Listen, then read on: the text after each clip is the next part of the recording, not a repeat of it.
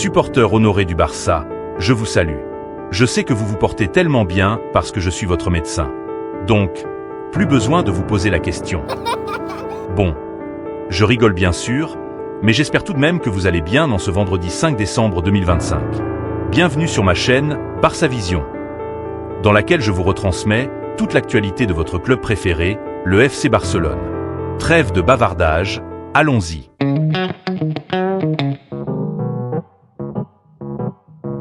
Et on va commencer cette vidéo avec le calendrier des matchs de ce mois de décembre 2025. Et comme on peut le voir à l'image, que le Barça a taloché l'Atlético Madrid ce mardi, sur le score de 3-1. Et samedi 6 décembre, donc demain, le Barça se déplacera à l'Estadio Benito Villamarín, le stade du Betis Séville, dans le cadre de la 15e journée de Liga. Je pense que ce sera un match très compliqué pour le Barça, car le Betis est une équipe très joueuse à domicile. Le Barça pourrait y laisser quelques plumes. C'est ce que je dirais, si le Barça avait encore les plumes d'une petite poule, toute mouillée. Mais comme depuis son retour au Camp Nou, le Barça a revêti les plumes d'un aigle royal, je pense qu'il s'en sortira royalement avec un score de 3-2. Ensuite, le mardi 9 décembre, ce sera la réception de Francfort, au Spotify Camp Nou, dans le cadre de la 6e journée de la Ligue des Champions. Le samedi 13 décembre, nouvelle réception à domicile, cette fois contre Osasuna, dans le cadre de la 16e journée de Liga. Et quelques jours plus tard, il y aura le 16e de finale à l'extérieur. L'adversaire n'est pas encore connu, mais bon, on le découvrira plus tard. Enfin, dimanche 21 décembre, le Barça se déplacera du côté de Villarreal, dans le cadre de la 17e journée de Liga. Et on enchaîne avec les photos de l'entraînement. À noter qu'aujourd'hui, à Barcelone, il faisait vraiment très froid, comme il est mentionné juste au-dessus. On voit d'ailleurs Lamine, totalement couvert, bien enveloppé comme sur la photo. Et sur la deuxième image, pareil, de la tête aux pieds, il est carrément caché. Franchement, on dirait un ninja, vraiment, il ne lui manquerait plus qu'un sabre et le Sharingan dans l'œil gauche, et il ressemblerait exactement à un ninja de Konoha, du genre Kakashi Sensei. On peut aussi apercevoir Eric Garcia, tout sourire, en compagnie de Gérard Martin. Travailler avec le sourire, c'est toujours la meilleure option, et je suis totalement d'accord avec eux. Grosse surprise à l'entraînement aujourd'hui. Andrés Iniesta, la légende du Barça, est passé rendre visite à l'équipe. Sur la photo, de gauche à droite, on voit Fermín López, Iniesta au milieu, et le pape, Pedri à droite. Et juste à côté, sur l'autre image, on retrouve encore Iniesta à gauche, avec Lamine Yamal à ses côtés. D'ailleurs, Iniesta pourrait presque être son arrière-grand-père. Bon, je rigole évidemment. On voit aussi une belle accolade entre Iniesta et Gérard Martin. Et encore une autre photo avec notre ami Ter Stegen. Quel plaisir de le revoir au centre d'entraînement. Même si, je préfère tout de même que son derrière serve à bien cirer le banc. Regardez un peu ce visuel, les amis. En haut, on voit les joueurs du Real Madrid. À la 11e journée, le Real était leader avec 30 points, tandis que le Barça suivait derrière avec 25 points, soit 5 points de retard. En bas, on voit qu'à la 15e journée, le Barça est passé devant avec 37 points, contre 36 pour le Real. Seulement un point d'écart désormais. Et regardez Jules Koundé, franchement très bien habillé cette fois. Et je dirais même, pour une fois, il ne s'est pas habillé comme un gars qui est en dépression. Là, c'est 10 sur 10. Petite info, après leur performance solide contre l'Atlético Madrid et Alavés, Eric Garcia et Gérard Martin commencent à menacer les places de Koundé et Pau Cubarsí. Garcia est un titulaire régulier et bénéficie de la confiance de Hansi Flick. Martin, de son côté, a excellé en défense centrale et devient un joueur clé. Avec le retour de Frenkie de Jong, Eric Garcia retrouvera son poste en défense.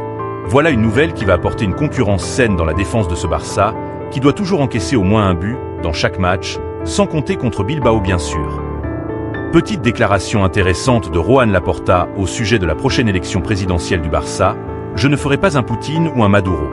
Les présidents au Barça ne peuvent avoir que 2 mandats consécutifs, pas plus. Je pourrais me représenter après le mandat de quelqu'un d'autre, mais je n'y pense pas, car ce ne serait pas approprié. On voit ensuite l'affiche du match Real Betis, FC Barcelone. Et petite stat de Lamine Yamal, il est actuellement le joueur ayant délivré le plus de passes décisives en Liga et dans les 5 grands championnats européens. En tête au classement des dribbles, avec 60 dribbles réussis, dont 9 contre l'Atlético. Pas étonnant, Lamine Yamal est un génie. Tu vois que la délivrance que je t'ai faite commence à prendre forme? Voilà qui clôture cette rubrique, par-ci par-là. Sans plus tarder, On passe à la suivante.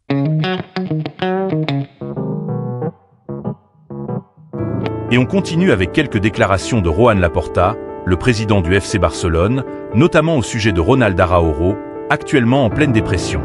Laporta a déclaré « Nous devons soutenir Araújo. C'est quelqu'un de très émotif et sensible. Il m'a témoigné sa gratitude et m'a dit qu'il reviendrait motivé. Ce sont des questions délicates qui doivent être laissées aux spécialistes. C'est un joueur dont nous avons besoin. » Il a ensuite ajouté « Au cours des 72 années du comité des arbitres, il y a toujours eu un membre du Real Madrid. Madrid a beaucoup de pouvoir. Et nous aimons cela quand nous gagnons, car les victoires acquièrent une valeur supplémentaire. » Laporta a également parlé de Lewandowski. On verra comment se déroule la saison de Lewandowski. Il était blessé, et maintenant il marque des buts. Lewandowski est un joueur apprécié dans le vestiaire. Il entretient de bonnes relations avec les jeunes joueurs et leur donne de bons conseils. Je n'ai pas de préférence particulière pour d'autres joueurs. J'aime ceux que nous avons au Barça. Mbappé est un très grand joueur, mais j'aime les joueurs qui nous avons. Cette nouvelle génération de la Masia, je les adore. J'aime ce mélange des jeunes issus du centre de formation et des joueurs comme Lewandowski, Rafinha ou Ferran Torres. Ils ont un excellent esprit d'équipe. Concernant l'affaire Negreira, Laporta a également réagi. Cela continuera jusqu'à ce que le juge décide que c'en est assez. Nous sommes dans une procédure judiciaire, et toutes les décisions jusqu'ici montrent clairement que le Barça n'a corrompu aucun arbitre et n'a rien fait de mal. Les amis, je vous laisse mettre la vidéo en pause pour ceux qui veulent lire l'intégralité de ces autres déclarations. Javier Tebas a déclaré que le Real Madrid essayait d'exercer une influence par le biais de la chaîne du club, RMTV. Peut-être devraient-ils examiner ce que leur chaîne fait concernant les arbitres. Ils le font de manière excessive et illogique. À propos d'Hansi Flick, Laporta a rassuré tout le monde. Nous pouvons être rassurés. Flick est heureux à Barcelone. C'est un homme aux idées claires, il s'épanouit ici. Il est très exigeant envers lui-même et envers l'équipe. Vous pourrez aussi mettre la vidéo en pause pour lire les autres passages sur le sujet. Concernant le stade, Laporta a précisé « Le stade ne portera pas le nom de Léo Messi. Nous ne jugeons pas cela approprié. Il restera le Spotify Camp Nou. » Il a également évoqué la réaction du Real Madrid face au retour en force du Barça. Le Real Madrid a paniqué. Si nous reprenons ce que nous avons fait lors de mon premier mandat, le parallèle est évident. À propos de la statue de Messi, il a affirmé « Nous n'avons pas encore pris de décision définitive. Nous ne savons pas encore si la statue sera approuvée. Nous nous concentrons actuellement sur d'autres priorités. Nous estimons que cet hommage doit avoir lieu une fois que le Camp Nou sera entièrement achevé. » Il s'est également exprimé sur Florentino Pérez. Florentino est un homme visionnaire et rationnel. Je l'ai connu plus direct lors de mon précédent mandat. Nous avons eu un désaccord majeur à propos des taux. Enfin, Laporta a parlé de Javier Tebas. J'entretiens de bonnes relations avec Tebas. Il est le président de la Liga, je suis le président du FC Barcelone. Il considère le Barça comme un club important, et c'est pour cela que nous avons accepté de jouer le match à Miami, dans l'intérêt de la Liga. Mais le Conseil supérieur des sports n'a pas autorisé la tenue du match, et nous avons respecté l'autorité établie. Voilà qui vient clôturer cette rubrique de déclaration. Sans plus tarder, passons à la suivante. Et on ouvre cette rubrique avec un joueur suivi de près par le Barça, notamment pour renforcer la défense, Nico Schlotterbeck, du Borussia Dortmund. Malheureusement, le joueur privilégierait un transfert au Real Madrid plutôt qu'à un autre club. L'Allemand n'écarte aucune option, mais le Real demeure sa première préférence, tandis que le Bayern Munich serait son deuxième choix. Ensuite, on apprend que Ronny Bardghji n'a joué aucune minute lors des 5 derniers matchs du FC Barcelone. Franchement, ça me rend un peu triste pour lui. C'est un joueur très talentueux, mais avec Lamine Yamal qui est en pleine explosion, c'est difficile pour lui de se faire une place. Concernant le match face au Betis Séville, on nous informe qu'Amrabat revient d'une blessure à la jambe et se prépare à effectuer son retour contre le Barça, tandis qu'Anthony pourrait être absent à cause d'une entorse à la cheville. C'est dommage, parce que je ne suis pas du genre à me réjouir du malheur des autres. Je leur souhaite donc un bon rétablissement. J'aurais aimé qu'il soit présent pour affronter le Betis avec ses meilleurs éléments. Voilà qui vient clôturer cette rubrique Intox. Sans plus tarder, passons à la suivante. Et on ouvre cette rubrique Rumeurs de transfert avec une première information. Barcelone s'intéresse au jeune talent du RB Leipzig, Yann Diomandé. Cependant, Liverpool et Tottenham seraient actuellement les favoris pour le recruter. Franchement, entre Liverpool et Tottenham, ces clubs ont tous une bonne force financière. Donc j'aimerais éviter que le Barça se lance dans une course avec ces deux-là. Deuxième info, le Barça serait également intéressé par Antonio Nusa, lui aussi du RB Leipzig, et valorisé à 70 millions d'euros. Pour être honnête, je ne regarde pas beaucoup la Bundesliga, donc je ne peux pas vous dire s'il est réellement aussi bon que ça. Juste après, on apprend que Barcelone et Rafinha auraient un accord verbal pour faciliter un éventuel départ vers l'Arabie Saoudite, si lui-même souhaite partir après la Coupe du Monde 2026. Mais pourquoi tu veux partir, Rafinha? Non, tu vas rester ici au club, que tu le veuilles ou non. Et enfin, dernière information, Ronald Araujo serait considéré comme un potentiel candidat à la vente cet été. La priorité absolue du Barça serait de recruter un nouvel attaquant pour remplacer Robert Lewandowski. Voilà qui vient clôturer cette rubrique « Rumeurs de transfert ». Sans plus tarder, passons à la suivante, que j'ai intitulée « Bonne nouvelle ».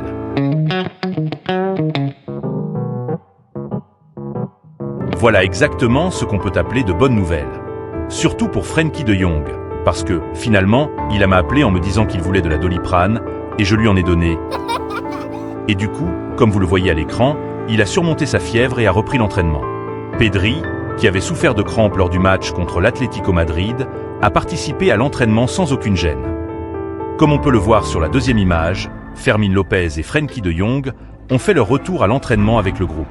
Un peu plus bas, on nous informe que Fermín López pourrait même être de retour demain face au Betis Séville. L'idée, c'est qu'il s'entraîne normalement aujourd'hui et, sauf imprévu, qu'il soit inclus dans le groupe qui se rendra à Séville pour affronter le Betis. Avant-dernière bonne nouvelle, les discussions avec la mairie de Barcelone pour l'obtention du permis 1C avancent très bien. Si le club obtient l'autorisation, le match contre Osasuna prévu le 13 se jouera au Camp Nou, devant 62 000 spectateurs. Vraiment, j'espère que ça va se faire, parce que plus il y a de supporters au Camp Nou, plus les joueurs seront motivés à faire du sale aux adversaires. Dernière info, on nous dit que le renouvellement d'Eric Garcia est finalisé. L'accord sera présenté officiellement le 11 décembre. Et juste après, on nous confirme qu'Eric Garcia prolonge avec le FC Barcelone pour 6 années supplémentaires, jusqu'en 2031. Voilà les amis, c'est la fin de cette vidéo. J'espère vraiment que ça vous a plu. Pour ceux qui aiment ce genre de contenu, n'hésitez surtout pas à vous abonner, liker, partager et commenter, et à activer la cloche de notification pour ne rien manquer des prochaines vidéos. Salut les Barcelonais, je vous aime.